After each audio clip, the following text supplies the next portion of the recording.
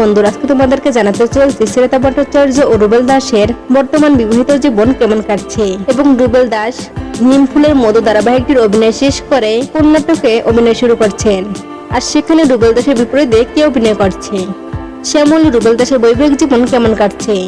আর এই সকল ধরনের তথ্য জানতে হলে ভিডিওটি একটু স্কিপ করা যাবে না, ফুল ভিডিওটি দেখতে হবে। আর তুমি যদি আমার চ্যানেল নতুন দর্শক হয়ে থাকো তাহলে ভিডিওতে লাইক দিয়ে চ্যানেলটি সাবস্ক্রাইব করে পুরো ভিডিওটি দেখতে থাকো। আর তুমি যদি ফেসবুক থেকে দেখে থাকো তাহলে ভিডিওতে লাইক দিয়ে পেজটি ফলো করে দাও। তো বন্ধুরা, চলুন মূল ভিডিও শুরু করি।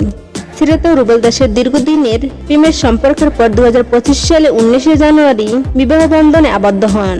আর শ্রেতা ও রুবেল দাসের বিয়ের অনুষ্ঠানে টলিউডের অনেক পরিচিত মুখ উপস্থিত ছিলেন। আর শ্রেতা ও রুবেল দাস তাদের বিবাহের 4 দিনের মাথায় তারা আবার শুটিংয়ে ফিরে যায়, ফলে তাদের হানিমুনটা পরেই থাকে।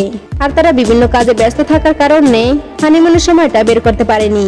তবে বিয়ের 1 মাস পূর্ণ হতেই তারা একসঙ্গে ডিনারে যান। আর সেখানে গিয়ে রুবেল বলেন, 1টা মাস বিয়ে হয়ে গেল, তাই একটু বউর সঙ্গে খাওয়া দাওয়া না করলেই হয় নাকি। আর রুবেলের মুখে এরকম কথা শুনে শ্রেতা ভট্টাচার্য রুবেলের দিকে মুচকি হেসে তাকিয়ে থাকেন।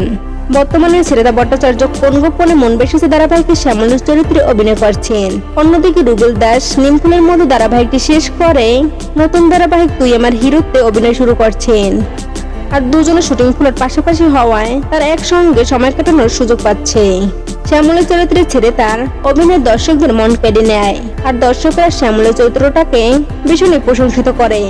রুবেল দাস ও শ্রেতা ভট্টাচার্য কাজের ব্যস্ত থাকার কারণে তারা টালিগঞ্জে একটি ফ্ল্যাটে থাকছেন, কখনো দমদমে শ্রেতার বাবার বাড়িতে থাকছেন, আবার কখনো রুবেল দাসের বাবার বাড়িতে থাকছেন। এভাবে তারা 3 জায়গায় সময় ভাগ করে নিচ্ছে।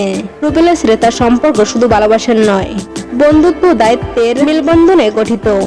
শ্রেতা ও রুবেল দাস তাদের বিবাহিত জীবনটা ভীষণ হাসি খুশি ভাবে কাটাচ্ছে।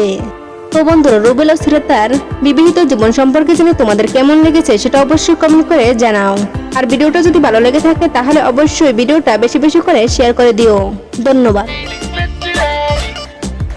राय बरेली में तू बीच बाजारी जब हुस्न दिखाने जाए।